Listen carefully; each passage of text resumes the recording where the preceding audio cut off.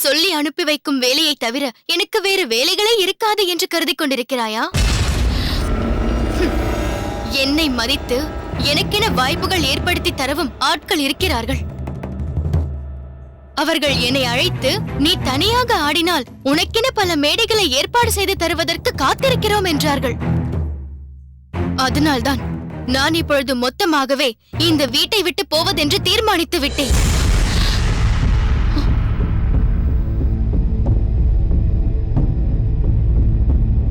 அதற்காகத்தான் எனது துணிமணிகளை எடுத்து வைக்க சொல்லியிருக்கிறேன். ஓ, நீ தனியாக மேடையில் ஆட வேண்டும் என்று ஆசைப்படுகிறாயா? ஏன், அதற்குரிய தகுதி எனக்கு இல்லை என்று நினைக்கிறாயா? சேச்சே, நான் அப்படி கூறுவேனா? சுந்தரியின் தங்கைக்கு தனியே நடன நிகழ்ச்சி நடத்த தகுதி இல்லை என்று யாரால் சொல்ல முடியும்? நான் உன் குரு. சிஷ்யையின் திறமையை குறைத்து மதிப்பிட முடியுமா? வடிவு, நீ ஒரு சிறந்த ஆடலரசி என்று மற்றவர்கள் போற்றினால் அது எனக்கு தானே சிறப்பு. ஓ, அப்படியானால் என் திறமையால் நான் நடனம் ஆடினாலும் குரு என்ற முறையில் அது உன்னை சார்ந்தது என்கிறாயா? வடிவு, யார் எந்த கலையில் தேர்ச்சி பெற்றாலும் அது யாரோ ஒரு குரு அவருக்கு கற்றுத்தந்ததாகத்தானே இருக்க முடியும். உனது நடனத்திற்கு நான் குரு என்றால் எனது நடனத்திற்கு நம் மாமாவும் அத்தையும் தான் குரு. இதில் சொல்லிக் கொள்வதில் என்ன குறை இருக்கிறது? இதன் மூலம் நீ என்ன சொல்ல வருகிறாய்? இப்படி ஒரு ஆசை உனக்கு திடீரென்று ஏன் வந்ததென்றுதான் கேட்கிறேன். உன் வாழ்க்கைதான் மாறிவிட்டதே. நீ இனிமேல் நடனம் ஆடப் போவதில்லை. பிறகு நான் என்ன செய்வது? நீ ஆடமாட்டாய் என்பதால் நானும் நடனமாடக்கூடாது என்று கட்டாயம் இருக்கிறதா? அதனால்தான் தனியாக நடனம் ஆடுவது என்று தீர்மானித்தேன். அதை நானும் ஏற்றுக்கொள்கிறேன். அதற்காக நீ இந்த வீட்டை விட்டு வெளியே போய்தான் அதை செய்ய வேண்டும் என்ற அவசியம் என்ன இருக்கிறது? இங்கிருந்தபடியே அதை செய்யலாமே. எப்படி எப்படி? இந்த வீட்டில் இருந்து கொண்டே நான் நடன நிகழ்ச்சிக்கு போவதா? இனி இந்த வீட்டிற்கு நடன நிகழ்ச்சிக்காக அழைக்க யாராவது வருவார்களா? இங்கு இருக்கும் வரை அப்படி ஒரு வாய்ப்பு எனக்கு அமையுமா? ஏன், இந்த வீட்டிற்கு என்ன? நீதான் பெரிய இடமாக தேடிக்கொண்டாயே. பாகநேரி அம்பலக்காரர் சீர்வரிசை அனுப்பி ஊரறிய உன்னை. வேண்டாம், அதை என் வாயால் சொல்ல விரும்பவில்லை. வடிவு, அதை சொல்ல தயங்கும் அளவிற்கு எதுவும் தவறாக நடந்து விடவில்லையே. அனைத்தும் முறைப்படிதானே நடந்திருக்கிறது. அம்பலக்காரர் ஒன்றும் ரகசியமாக இங்கு வந்து போகவில்லையே. நீயே சொன்னது போல் ஊரறியதானே சீர்வரிசை அனுப்பியிருக்கிறார். அதை பற்றி யாராவது கேட்டால் என் அக்காள் சுந்தரி பாகநேரி அம்பலக்காரரின் மனைவி என்று தைரியமாக சொல். நீ அப்படி நினைத்துக் கொண்டிருக்கலாம், நானும் அப்படி சொல்லிக் கொள்ளலாம். ஆனால் யார் அதை நம்புவார்கள்? ஊரார் உன்னை பாகநேரி அம்பலக்காரரின் மனைவி என்று சொல்லவில்லையே. வேறு எப்படி சொல்கிறார்கள்? வைப்பாட்டி என்று சொல்கிறார்கள். வடிவு, என்னிடம் கோபப்பட்டு என்ன பிரயோஜனம்? நாடே உன்னை அப்படித்தானே அழைக்கிறது. வடிவு, இப்படியெல்லாம் பேசாதே. சுந்தரி, என்னவாயிற்று? உங்களுக்குள் என்ன பிரச்சனை? மாமா, இவள் என்னை பார்த்து என்ன வார்த்தை சொல்லிவிட்டாள் தெரியுமா? என்ன சொன்னாள்? மாமா, எங்கள் பெற்றோர் மறைந்த பிறகு நீங்கள் எங்களை இங்கு அழைத்து வந்து வளர்த்தீர்கள். அப்பொழுதெல்லாம் என்னை ஒரு கணம் கூட விட்டு பிரியாமல் என்னுடனேயே இருந்த இவள் எனக்கு தாயார் இல்லாத குறையே தெரியவில்லை. நீயே எனக்கு தாயாக இருக்கும் போது நான் ஏன் அதை பற்றி நினைக்க வேண்டும் என்று சொன்ன இவள் உங்கள் விருப்பப்படியே நானே இவளுக்கு குருவாக இருந்து நடன பயிற்சி தந்த போது, அக்கா, மாதா பிதா குரு தெய்வம் என்பார்கள், ஆனால் எனக்கு எல்லாமே நீதான் என்று கூறிய இவள் இப்பொழுது நான் கூசாமல் நீ பாகநேரி அம்பலக்காரரின் வைப்பாட்டி என்கிறாள்.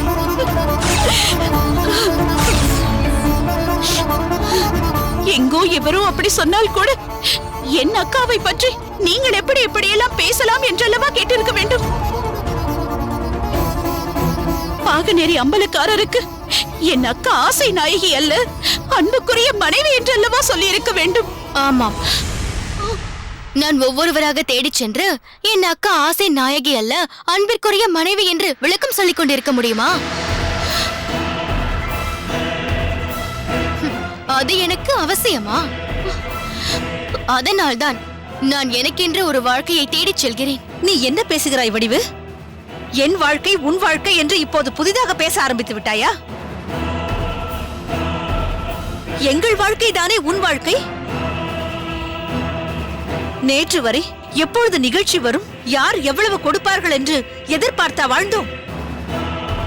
வடிவு, அக்னியும் போன்ற அற்பத்தனமானவர்களால் சொற்ப வருமானத்திற்கும் வழி இல்லாமல் வாழ்வாதாரமே பாதிக்கும் நிலைக்கு ஆளானோம்.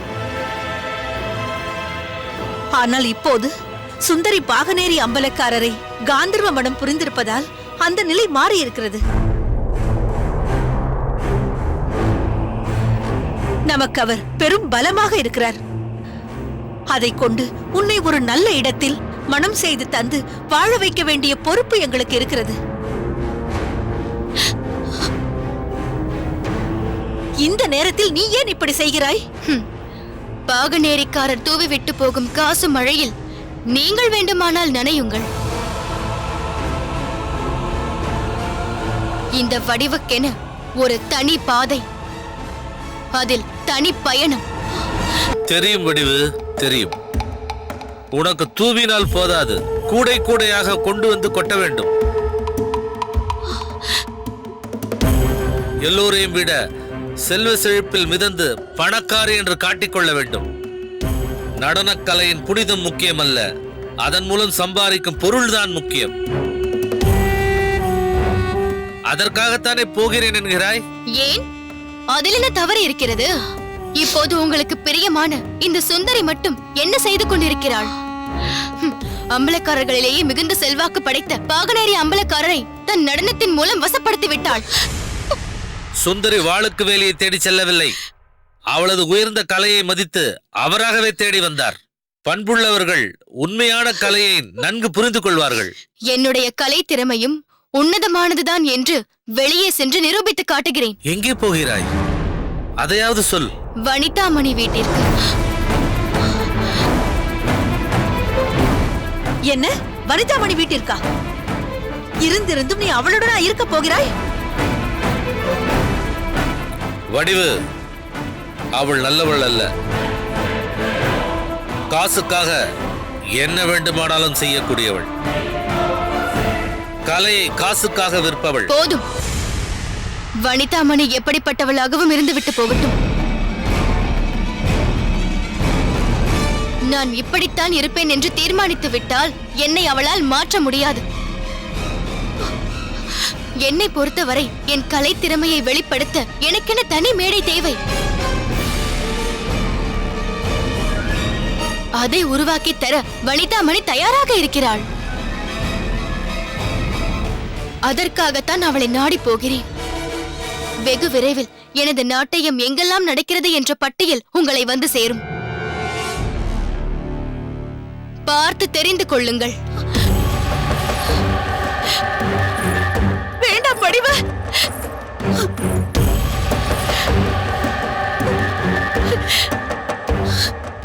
மாமா, வடிவை போக வேண்டாம் என்று சொல்லுங்கள். சிலருக்கு சொன்னால் புரியும், பலருக்கு பட்டால் தான் தெரியும். வடிவு இரண்டாம் ரகத்தை சேர்ந்தவள். பட்டு திருந்தி வரட்டும். நீ கவலைப்படாதே சுந்தரி.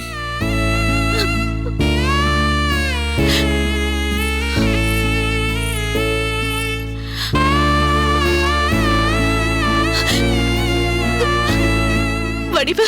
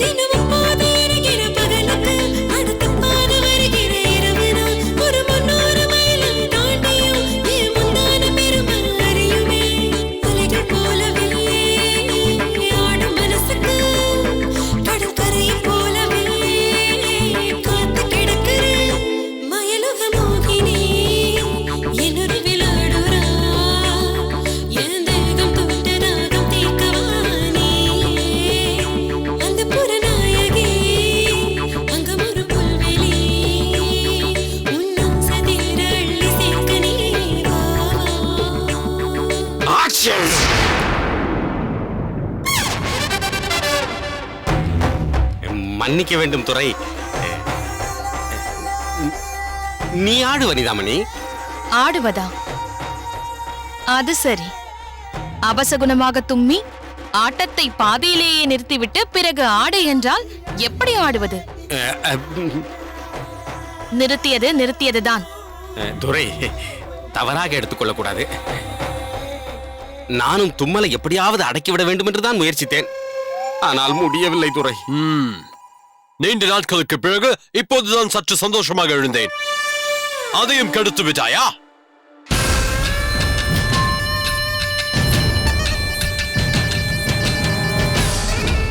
மன்னிக்க வேண்டும் துரை. நான் வேறொரு நாள் நீங்கள் மட்டும் தனிமையில் இருக்கும் பொழுது உங்களுக்காக மட்டும் நான் ஆடுகிறேன். அதுவும் சரிதான். நமக்குள் எந்த தொந்தரவும் வேண்டாம். You're most welcome. நீ எப்போது வேண்டுமானாலும் இந்த அக்னியின் இடத்திற்கு வரலாம். By the way, நாட்டியம் fantastic. மிகவும் அற்புதம். சம்புலிங்கம், வனிதாமணியை பற்றி நீ சொன்ன போது நான் நம்பவில்லை. அரை மனதோடு தான் நான் நாட்டியத்திற்கு அழைத்தேன். ஆனால் வனிதாமணியின் நாட்டியத்தை கண்ட பிறகுதான் அது எவ்வளவு பெரிய தவறு என்பதை புரிந்து கொண்டேன். வனிதாமணி, உன் நாட்டியத்திற்கு எவ்வளவு முத்து மணிகளை அள்ளி அள்ளி கொடுத்தாலும் அதற்கு ஈடாகாது. என் மனதை ஈர்த்து விட்டாய் நீ. ஏன் சம்புலிங்கம், உங்கள் புராண கதைகளில் சொல்வீர்களே, ரம்பை, ஊர்வசி, மேனகை என்று. அந்த மூவரும் சேர்ந்தால் வனிதாமணி என்று வைத்துக் கொள்ளலாமா? துரை, நாட்டியம் ஆடுவது முக்கியமில்லை, யார் முன்னால் ஆடுகிறோம் என்பதுதான் முக்கியம். உங்களை போன்ற உயர்ந்த கலா ரசிகர்கள் முன்னால் ஆடும்போது அந்த ஆட்டத்திற்கு தானாக சிறப்பு ஏற்பட்டு விடுகிறது. இன்று என் நாட்டியம் சிறப்பாக அமைந்ததற்கு காரணம் நீங்கள்தான் துரை. உங்கள் ரசனைதான் என்னை இந்த அளவிற்கு ஆட வைத்தது. Good, very good. வனிதாமணி, நீ நாட்டியத்தில் மட்டுமல்ல, பேச்சிலும் சிறந்தவள், அழகிலும் மிக சிறந்தவள். இன்னும் உன்னை என்னென்னவோ சொல்லி பாராட்ட வேண்டும் என்று எனக்கு தோன்றுகிறது. அதற்கு தமிழ் வார்த்தைகள் தான் எனக்கு தெரியவில்லை. மொத்தத்தில் நான் மிகவும் சந்தோஷமாக இருக்கிறேன். பார்த்தீர்களா, இப்போது எவ்வளவு சந்தோஷமாக இருக்கிறீர்கள். இப்படி இருப்பதை விட்டுவிட்டு என் நேரமும் மூளையை போட்டு கசக்கி கொண்டு அவனை கொல்லலாமா, இந்த நாட்டை பறிக்கலாமா என்று சிந்தித்துக் கொண்டே இருந்தால் உடம்பு என்ன ஆவது? கொஞ்ச நேரமாவது மனதை சந்தோஷமாக வைத்துக் கொள்ளுங்கள். அடுத்தடுத்து செய்ய வேண்டியதை பற்றி சிந்திப்பதை நிறுத்திவிட்டு இன்று செய்வதை மட்டும் சிந்தியுங்கள். இப்போது உங்கள் முகத்தை பார்க்கும்போது எவ்வளவு மகிழ்ச்சியாக இருக்கிறது தெரியுமா?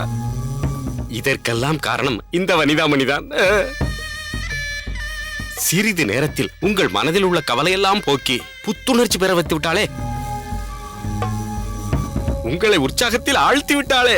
உண்மைதான் சம்புலிங்கம், உண்மைதான். எனக்கு சிறிது நாட்களாகவே பெரும் பிரச்சனை. I'm facing a lot of problems, big pressure from British. But now I'm totally free. வனிதாமணியை பார்த்ததும் என் மனதில் இருந்த கவலை எல்லாம் flied away, பறந்து போய்விட்டது.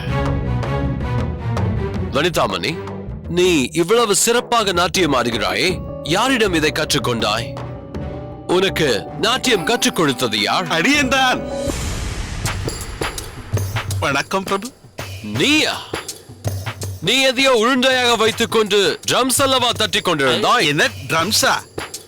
இல்லை, அதன் பெயர் மிருதங்கம். என்ன தங்கம்? மிருதங்கம். Okay okay. ஆமாம், நீ எப்படி வனிதாமணிக்கு நாட்டியத்தை கற்றுக் கொடுத்தாய்? துரை, நாட்டிய கலை மட்டுமல்ல, எல்லா கலைகளும் இந்த அடியேனுக்கு கைவந்த கலை. எனக்கு அத்தனையும் அத்துப்படி. வனிதாமணிக்கு நாட்டிய கலையை ஊட்டி வளர்த்த ஆசான் இந்த அடியேன்தான். Sambulingam, who is this? துரை, இவர் பெயர் வைத்தி. வனிதாமணிக்கு இவர்தான் மாமா. அது தாய் மாமா.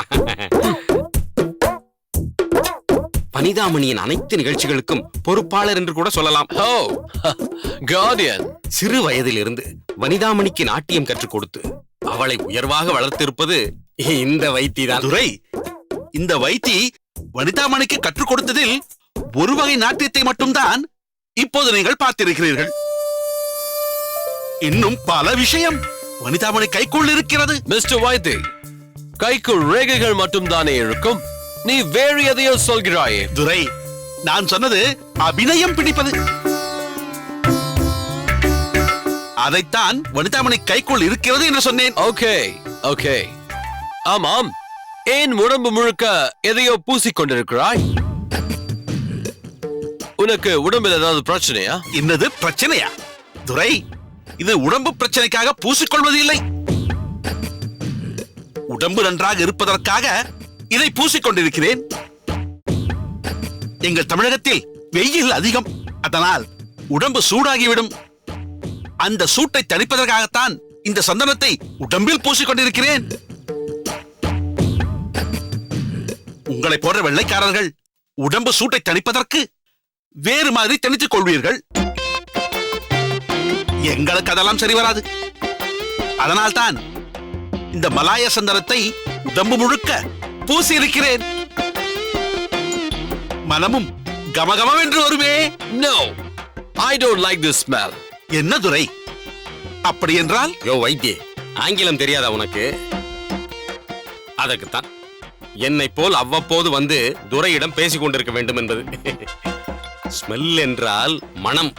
உன் சந்தன மனம் துரைக்கு பிடிக்கவில்லையாம். அது சரி, அவருக்கு ஆண்களின் மனம் என்று பிடித்திருக்கிறது.